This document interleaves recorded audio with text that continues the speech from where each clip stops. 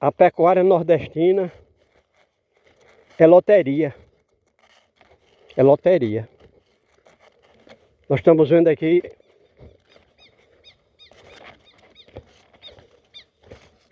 cerca de 10 animais bovinos. Não se vê os filhotes do gado, ou seja, bezerra não tem, porque estão presas no curral, para que o homem possa tirar o leite do gado, da vaca latente, ou seja, que está com cria nova, está produzindo leite. Aí ele solta o gado para caminhar no campo, quase não tem o que o animal comer, porque o pasto já está, além de ser limitadíssimo aqui, porque o gado vem comendo essas plantas logo que elas surgem com as primeiras chuvas e não dá tempo dela se reproduzir. Então quando a gente vê alguma planta aqui que está florando, é porque não é alimento do gado. Aí consegue se manter aí pelo tempo de sua vida útil. E essas plantas chegam no máximo a 180 dias de vida. Nasce com as primeiras chuvas, cresce se tiver o chão molhado, úmido, que a planta precisa de água todo dia. E cresce e se reproduz. E aí a gente vê o gado até bem nutrido, aparentemente gordo, porque certamente está recebendo uma ração extra no curral. Porque não daria para alimentar-se desse pasto que está aí, porque 90% dessas plantas não são alimento do gado. Então ele faz a seleção do seu alimento através do olfato, paladar e provavelmente da visão. 5 sentidos físicos entram na seleção do alimento em meio às plantas que 90% delas não fazem parte do menu do gado. É uma dificuldade medonha. Aí ele vai passar o dia todinho aí pastando e não consegue nem 10% do valor nutricional que ele necessita, que o gado necessita. E aí o homem vai ter que fazer uma reposição alimentar do animal comprando ração. E aí a gente vê que ele está por aqui porque veio procurar água para beber. E a gente vê que o buraco é tão pequeno, armazena pouco líquido. E vejam a cor do líquido. É leite ou iogurte. É uma sopa grossa, com argila muito fina dessa cor, que se dissolve nesse líquido e não há decantação. Ela passa a compor uma molécula nova, onde a água é apenas solvente e substrato dessa molécula. Pelo menos 80 elementos químicos, físicos, orgânicos, principalmente barro, está aí dissolvido nesse líquido. Aí o que acontece com o animal que bebe um líquido desse? Certamente isso não vai passar nos rins, porque o rins do animal é um filtro. E o que passa ali é o que vai para as células. Seja líquido ou mineral, o que passar ali tem que ir para a composição das células, para manter as células vivas. E o animal tem no mínimo 65% de água no seu corpo. Ou seja, 65% do corpo de um animal se constitui de água. Mas não é qualquer água. E a gente vê que isso aqui é um lixo. O que vai acontecer? O animal, por ele não conseguir passar esse barro no rins, vai criando uma crosta em alguma parte do organismo do animal que com o tempo vai bloquear a respiração das células, dos órgãos, e o animal vai morrer. Em princípio, vai ser uma lesão que pode chegar ao câncer. É o mínimo que acontece. Mas nós podemos dizer que pelo fato de existir pelo menos 80 elementos físicos, químicos e orgânicos estranhos à água, doenças extraordinárias vão surgindo no animal que se aventura como única opção beber um líquido desse. Então, além de não ter alimentos suficientes no campo para ele se alimentar, o líquido que o seu dono oferece é isso aqui. Não tem como armazenar água no chão a céu aberto aqui, nessa área do Brasil, que não seja esse lixo líquido no estado lixo que a gente está vendo aqui. Mas será que tinha opção do homem captar e armazenar água da chuva sem sair? Claro!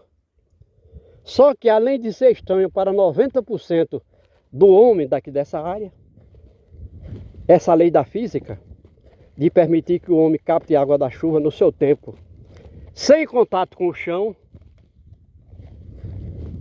aqueles que têm capacidade intelectual para entender que seria possível captar e armazenar água das chuvas sem esse lixo para se beber, para o animal beber, ele não quer investir na ideia. É aquela coisa do homem ter uma grande propriedade e cria algumas cabeças de gado que permite se alimentar, que permite ter no ambiente com as chuvas por alguns meses, no máximo 4 meses, pasto para o gado comer. Mas se alguém colocar esse líquido aqui que nós estamos vendo, que o homem chama de água, numa planta, vai bloquear os poros de respiração e transpiração e da fotossíntese das folhas. E aí a planta morre. Se colocar isso aqui numa planta, ela morre. Logicamente que alguém pode colocar ela no chão, junto ao tronco da planta, e aí a planta vai tirar apenas a água que tem aí nessa composição extraordinária, nessa sopa. Mas botando diretamente no corpo da planta, ela morre. Aí isso é uma informação tão necessária ao ser humano racional, que muitas vezes quando a gente atinge um nível de capacidade intelectual, como o que nós estamos mostrando aqui, a gente fica a pensar, será que as pessoas, nós somos a mesma espécie humana? Quer dizer, o homem foi criado na terra, animal. Só que Deus precisava ter na terra um ser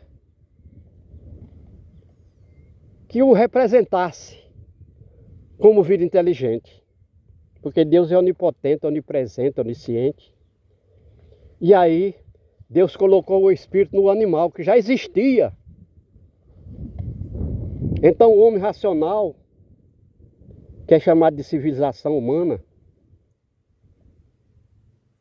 ele foi criado há 7.537 anos, lá na Mesopotâmia. Que a humanidade deu o nome de Adão, que na realidade é uma espécie humana, não é um homem. E tem tudo isso no livro chamado de Bíblia, judaica, cristã, que são 2 livros com 2 religiões, que é o mesmo livro com 2 religiões e 2 igrejas brigando entre si. Então, quando o homem se tornou racional, ele foi anotando aquilo que ele conseguia identificar como sobrenatural de um espírito e não da carne. Porque o animal aqui, ele está vendo isso aqui como água. Porque é irracional, embora tenha instinto, que como a gente disse, ele seleciona os seus alimentos através de 3 elementos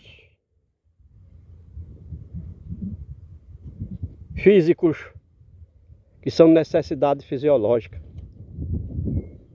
3 órgãos. Seleciona o pasto que vai comer. Não é qualquer planta que ele vai comer. Mas com relação à água, que era água da chuva pura, cristalina, inodora, quando ela bateu no chão virou lixo. E aí o animal não tem essa capacidade intelectual de, por intermédio desses órgãos físicos, como visão, paladar, olfato, entender que isso aí não é água. Mas se o homem é racional e criou isso aqui como água, como se fosse uma reserva de água para o animal disponibilizar de água de beber quando a chuva foi embora. Então a gente coloca o homem nesse mesmo nível de racionalidade dos outros animais. Embora tenha usado uma máquina aqui, que é um equipamento mecânico, para fazer essa obra hídrica, na realidade não serve. Porque isso aqui, mesmo sendo esse lixo pesado que quase não evapora, devido ao grande peso, enquanto o litro de água pesa 1 quilo e um litro desse líquido aí não pesa menos de 1,5 kg, o calor do sol e o vento seco não consegue tirar a água daí, porque essa água tem mais 80 elementos diferentes de água. Pesado. E se a gente fala no olfato, com certeza tem mau cheiro. Esse líquido é cheiro de barro, odor de barro. Mas o animal irracional, o bovino no caso, está bebendo isso aí sem saber que está morrendo.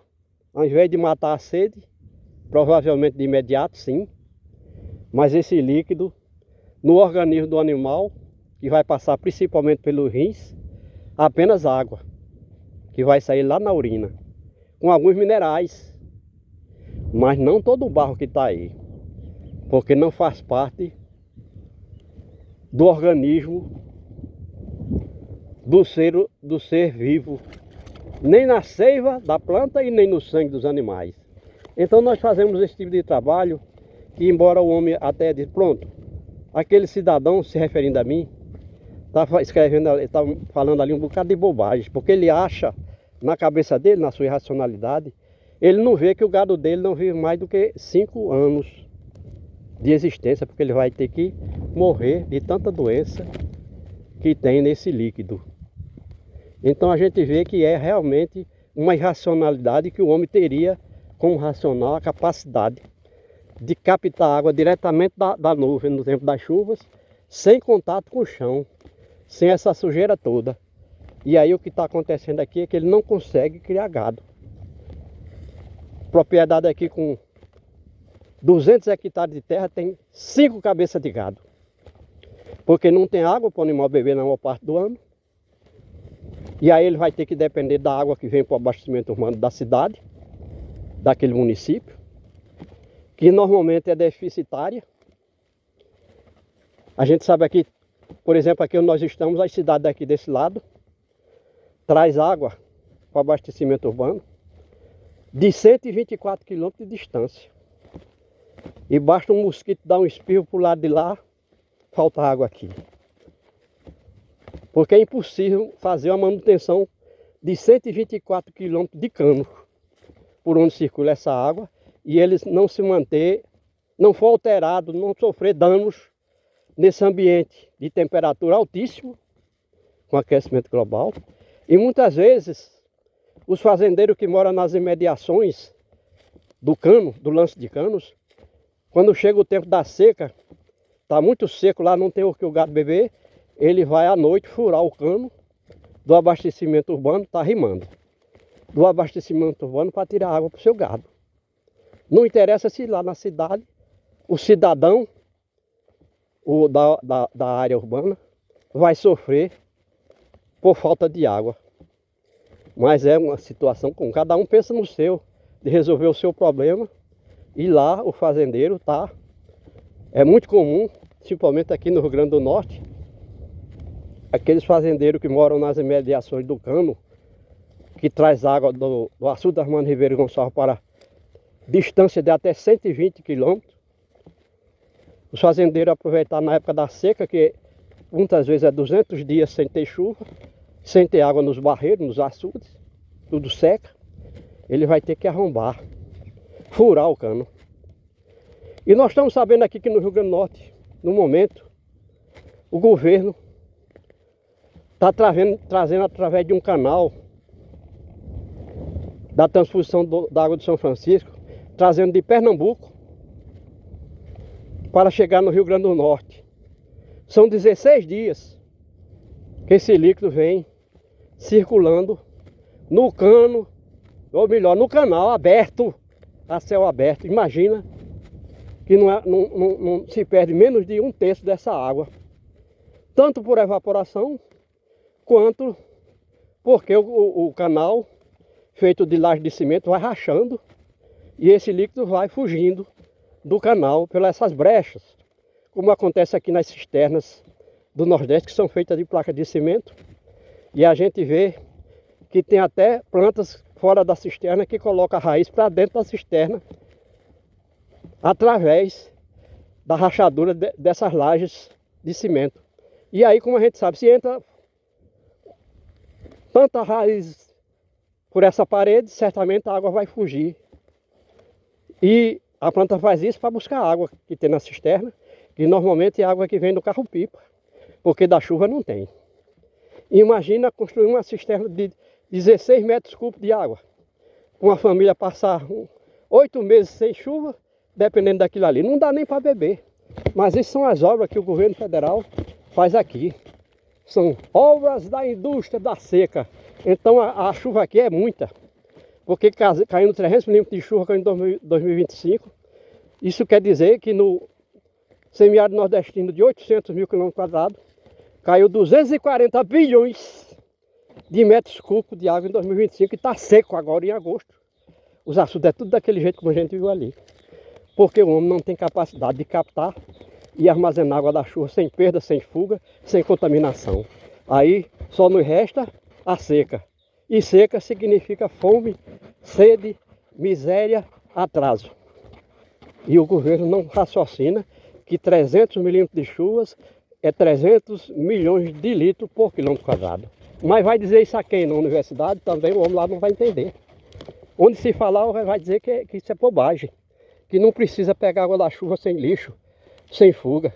E o resultado está aí. 16 modalidades de obras hídricas da indústria da seca. E a seca mata.